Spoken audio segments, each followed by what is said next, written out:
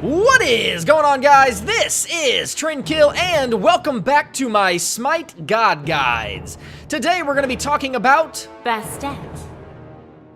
Ooh, you look like fun. Let's play. Enemy missing middle! Beast! Enemy missing right!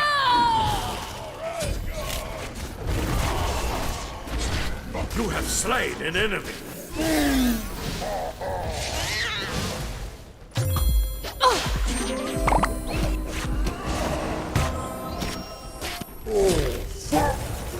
Nice job. Who needs catnip when I have you?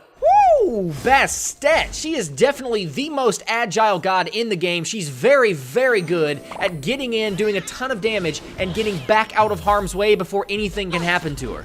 Now, Bastet is a physical power carry, a lot like some of the other jungling, ganking type gods like Bakasura, or Arachne, or Loki, except for the fact that she is also very, very good in a lane due to the way her abilities work.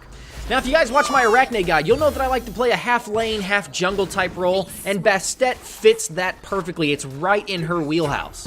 Now, Bastet is arguably one of the strongest gods early game and is very annoying to lane against if she's played properly.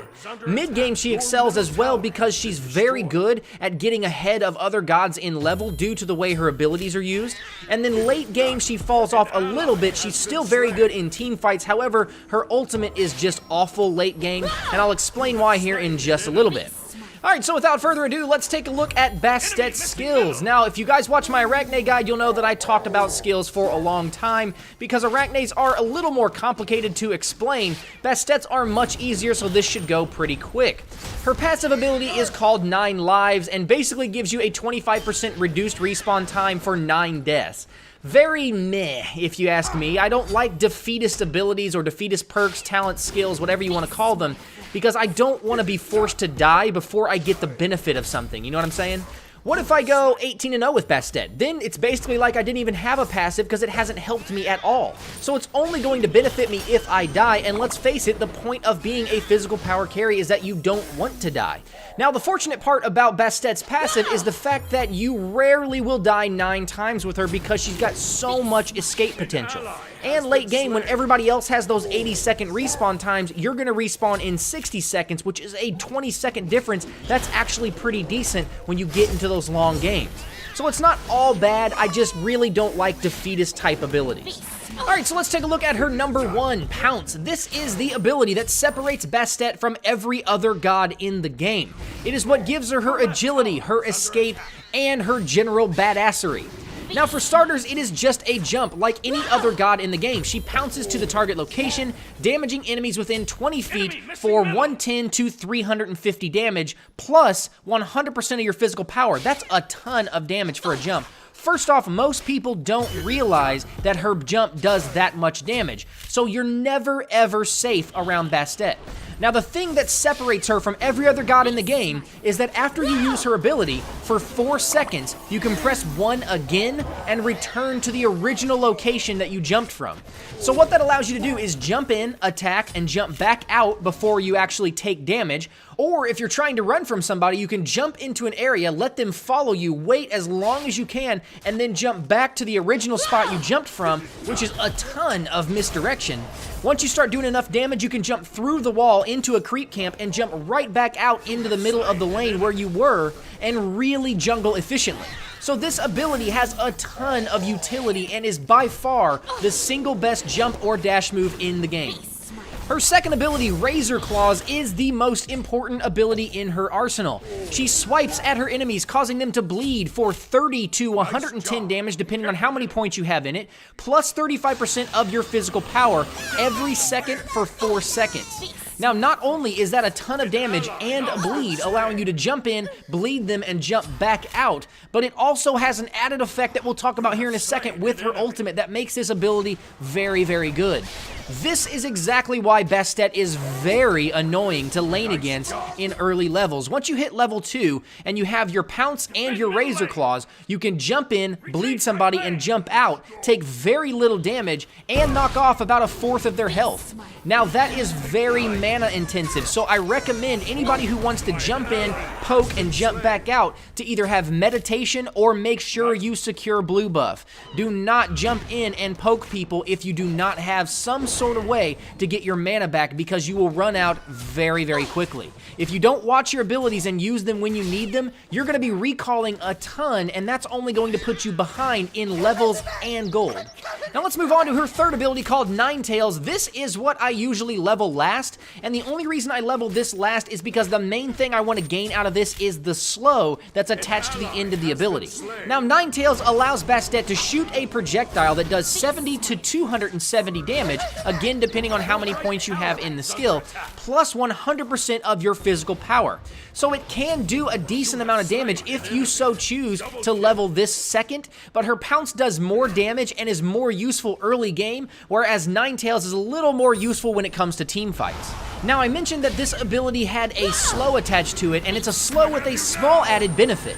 Basically, in an 8-foot radius upon where the projectile lands, it slows everything in that small radius for 35% for 3 seconds. So as I said, it is very good in team fights, and it's very good for either chasing down an enemy that you're trying to kill, or getting away. If you want to turn around, shoot somebody, and then maybe jump away, you're going to get the jump distance, and they're going to be slowed for 3 seconds, giving you a little more time to escape. And her final ability, her ultimate, is called Cat Call. She summons 3 cats that attack nearby targets for 10 seconds and also slowing them by 20% and doing 25 to 65 damage depending on your level in the ability, plus 20% of your physical power per hit. Now, I mentioned that her ultimate had some synergy with her bleed ability Razor Claws, and the ability reads, sensing the smell of blood, the cats will attack bleeding enemies first, meaning you can jump in, bleed somebody, then release your cats, and they will specifically attack that enemy. This is the only targetable ultimate that is not a skill shot, meaning you can jump in, bleed, throw your cats down, and jump away, and your cats will do the rest of the work. You don't actually have to aim them. However, I have found that it is beneficial to jump past somebody, then bleed them, then release your cats, because as they turn around to run, your cats are going to block them from going anywhere. If you drop your cats in front of them, they've got room to run, which is when you drop Ninetales or Creeping Curse, or both if you want to slow them so your cats can eat on them. Now, I mentioned that Bastet got a little weaker late game. Basically, if the game lasts long enough for both of the teams to be in the 20s, her cats are very easily killed by most normal abilities, making them only useful for, like, crowd control, blocking, and maybe even some panic. But if you're playing a smart player, they'll just turn around and kill them. Now, the good news about that is they'll at least be slowed down enough to maybe you can get a couple hits on them and secure the kill, but it doesn't always work that way, especially if you're facing somebody who's got a jump. Make sure that they've initiated and wasted their jump. That way, when you release your cats, they don't just jump away and you have now wasted your ultimate. Alright, so now that we got all of these skills out of the way, let's talk about what order to take them in. You're going to take Razor Claws first, Pounce second, Ninetales third, and you're going to put a point in your ultimate every chance you get. Those chances are at 5, 9, 13, 17, and 20. As far as my first 5 levels, at level 1, I put a point in Razor Claws, level 2, Pounce, level 3, Ninetales, level 4, Razor Claws again, and finally level 5, my Cat Call. Then I focus on putting a point in Razor Claws every chance I get till I max it out, then Pounce, and finally Ninetales again, putting a point in my ultimate every chance I can. Alright, so let's take a look at her build. Now, this is a pretty standard build. This is kind of like the balls to the wall risky build, and I use the risky build on Bastet because she's got so much escape. So the first thing I'm going to grab is Hand of the Gods because I like to play a little bit in the jungle. You don't have to grab Hand of the Gods if you don't want to. If you don't want to play in the jungle with Hand of the Gods, then you can put a second rank in your Heartseeker and then try to get started on your stacks earlier. However, I like to grab Hand of the Gods, then rank 1 in my Heartseeker and a couple potions. I think you'll have enough money for 4 total potions. Now, you can buy any mixture of potions that you may want. If you get left lane, you may want to grab health potions because you're going to get mana buff. If you get stuck in right lane, you may want to grab mana potions because you're going to get health buff. Mana potions will not allow you to poke as much as you can with the mana buff, but they may sustain you long enough to where you can get up and steal the enemy's mana buff. Now, in case you guys don't know what Hand of the Gods and Heartseeker are, Hand of the Gods is a lot like Smite from League of Legends. It is the minion or creep killer and currently does 600 damage to all of the enemies within a small radius around you. Now, very shortly, they're releasing a patch that's going to nerf that a little bit. It's going to reduce it by 20%, which is going to only allow it to do 480 damage instead of 600, but it's still going to be plenty to allow you to jungle early on. Now, with a rank 3 in Heartseeker, you're going to gain 25 physical power and 10% movement speed, but the real benefit of Heartseeker is the fact that you're going to start gaining a stacking buff. For every minion or creep kill, you're going to gain 1 stack, and for every enemy player kill, you're going to gain 5 stacks, up to a total of 60 stacks, and each of those stacks is going to give you 1 physical power. Now, this gives you a total of 85 physical power, which is the most out of any item in the game. However, when you die, you lose your stacks. Now, the reason I take Heartseeker first and I go kind of risky with Bastet is because, one, she's one of the most slippery gods in the game and is hard to catch, so you run the risk of dying much less than you do with other assassins, and two, she is much better at killing minions and creeps, so if you do end up dying, she can come in and throw her bleed on a wave of minions and kill them all very, very quickly. So it doesn't take nearly as long for her to build up her stacks as it does another assassin. Alright, so let's take a look at the remainder of the build. I like to put a rank or 2 in my warrior tabby, depending on which boots you're using. The warrior tabby, the boots of the magi, and the reinforced boots are almost always a waste to put that 3rd rank in until you've got everything else out of the way, specifically because the rank 3 of your boots is a very inefficient way to spend your gold. It's one of the worst gold to stat ratios of any rank on any item in the game. Now, the rank 2 of your warrior tabby is going to give you 20 physical power, 4% attack speed, 4% critical strike chance, and 15% movement speed.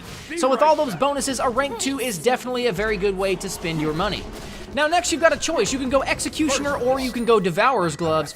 With Bastet, her auto attacks are not necessarily the most important part of her arsenal, so I choose to go with Devourer's Gloves first. 1, because it gives me physical power, 2, because it gives me physical lifesteal, and 3, because it has a stacking buff that I can get started earlier.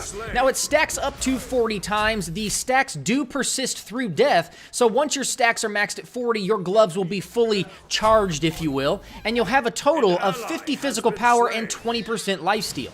Now, I said you can take either Devourer's Gloves or Executioner because Executioner is never something to scoff at. At rank 3, it's going to give you 30 physical power, 20% attack speed, and you get a debuff when you auto-attack enemies that's going to reduce their physical protection by 20 for 5 seconds. That stacks up to 3 times. Now, again, the only reason I do not take Executioner first on Bastet is because her auto-attacks are not the most important part of her arsenal. A lot of the time, you're going to be able to jump in, bleed somebody, and toss your cat down without auto-attacking at all and still secure a kill, whereas on somebody like Bakasura, Arachne, or Loki, your auto-attacks are much more important. Now, those are the first 4 items, or as most people like to call that, the core build, because not often are you going to get to a 5th and even a 6th item, but if you do happen to get one of those long games where you've got high gold totals, the next item you're going to want to grab is Deathbringer. It is arguably the best physical power item in the game. At rank 3, you get 50 physical power, a 20% critical strike chance, and an additional 50% critical strike damage. Now, the only reason I do not take this earlier is because it is very expensive. A full rank 3 costs you $31.50. That's a ton of gold. In comparison, your Heartseeker maxes out at $19.50, your Executioner's at $2,200, and your Devourer's Gloves are at $2,400, so it's at least 750 gold more than any of the items that we've already bought. And lastly, I like to throw Titan's Bane on the end just because it's going to give you additional physical power, but the big benefit is going to give you a plus 45% physical penetration, which is going to allow you to do a lot more damage to those tanky type enemies closer to the end of the game. Alright, so we're almost finished, but before we get out of here, let's take a look at some situational items that you may need to use depending on what scenarios you find yourself in. So the first one on the list here is meditation, and meditation is kind of frowned upon by a lot of players that play in a high level of play, or a lot of the competitive players may tell you not to get meditation because it's a waste of money towards the end of the game. However, say you've got a dedicated jungler on your team and they want to go left so that they can get the mana buff right away, you're going to have a hard time going right lane and stealing the enemy's mana buff because more than likely they've got a jungler on their side that wants that mana buff as well. So pushing up that far away from your tower is a lot of the time suicide because you don't have your escape move yet. 9 times out of 10 you're going to take Razor Claws first, and if your lane partner doesn't go with you, you're probably going to die. So if I get forced right lane, I usually take Hand of the Gods and Meditation first, and then grab health buff, and by that time, you are unstoppable. You can jump in and poke and never run out of mana. And because Bastet is so strong early game, especially 1 to 5, even 5 to 10, she's really one of the strongest gods that early. Meditation is not always a waste because I've several times had 5, 6, 7 kills by the time I hit level 10, and I wouldn't have had those opportunities had I not had Meditation and been able to keep the pressure on much, much longer. So bottom line, I don't recommend Meditation for every Bastet build, especially if you get left lane, but if you get right lane and you don't have some sort of mana sustain, you're going to lose a lot of Bastet's effectiveness because, like I said, you need to take advantage of Bastet's power early on and establish that dominance. Alright, so the next ability we're going to look at is Creeping Curse. Creeping Curse is a very strong item on Bastet, specifically because she's got a very good pounce. What I like to do with Creeping Curse is jump past an enemy, then Creeping Curse them. Now they've got nowhere to run because they're very slow. I'm already in front of them. Creeping Curse not only makes me stay right on them that much longer, but also allows my lane partner to come up and help me. Obviously, Aegis Amulet and Purification Beads would be there for anybody who's got a pull like Hades Ultimate or Ares Ultimate. Purification Beads is always there in case you're laning against those gods that have stuns or silences, fears, mesmerizes. So if you ever see a Bacchus or a Ganyu or a Cupid, make sure you grab some Purification Beads because the last thing you want to do is get stunned or silenced right in the middle of a lane and get ganked. Alright, so the next 4 items are replacement items. If you need these at any point, you can swap them out for any of the items in the finished build we just talked about. Now, if you find yourself laning against somebody who can't get away, or you find yourself laning against a tank, Keen's Blades is always a very, very good item. It's going to give you 30 physical power, 150 health, and an additional 25% attack speed. And on a basic attack hits, every about 3rd hit is going to deal 10% of the target's maximum health. So that's really good against tanky type gods. The next item I've got on the list is Soul Eater. You may want to look at Soul Eater if you need some more lifesteal. It is one of the best lifesteal items. At the 3rd rank, it's going to give you 15% lifesteal, 10% attack speed, 300 health, and give you an aura that gives a 10% physical lifesteal and a 10% attack speed to all of the allies around you within 30 feet. Now, the next item on the list is very situational. If you're playing a Vamana or a Ganyu or a Ra or Cupid or Hell or any of the gods that can heal themselves, Brawler's Beat Stick is one of the best items that you can have. It's going to give you a 15% physical lifesteal, a 15% critical strike chance, and 150 health, but its passive at rank 3 reduces the healing of enemy gods by 75% after you've stacked 3 auto attacks on them. What that allows you to do is just go up to a Vamana in his big baby ultimate and just slap the shit out of him because his ultimate's barely going to heal him at that point. If you're facing a Hell, have fun because she's not going to be able to heal herself through all of your damage because she's only going to be healing herself for 25% of what she normally would have. And the last one on the list is Void Blade. If you find yourself against a lane that's got 2 physical attackers in it, you might want to grab Void Blade because at rank 3 it's going to give you 30 physical power, 60 physical protection, and its passive reduces the physical protection of all enemies within 40 feet by 30. So that's a great team fight item, and it's a great early lane item if you don't feel comfortable taking Heartseeker. And really, that's about it, guys. That should give you a lot of the information that you're going to need to know to play Bastet well. And what I'm going to do is put together a part 2 that's going to show you what a good game with Bastet should look like, a little bit of the ins and outs of how you should be moving and maneuvering around the map, and how you should be engaging people. So until part 2, guys, that is about it. If you have any questions, comments, or anything like that, let me know in the comment section below, and I will do my best to answer it. And until next time, guys, I'm going to go ahead and get out of here. Thanks for stopping by and hanging out with me, and we'll see you later. Thanks, guys. Bye.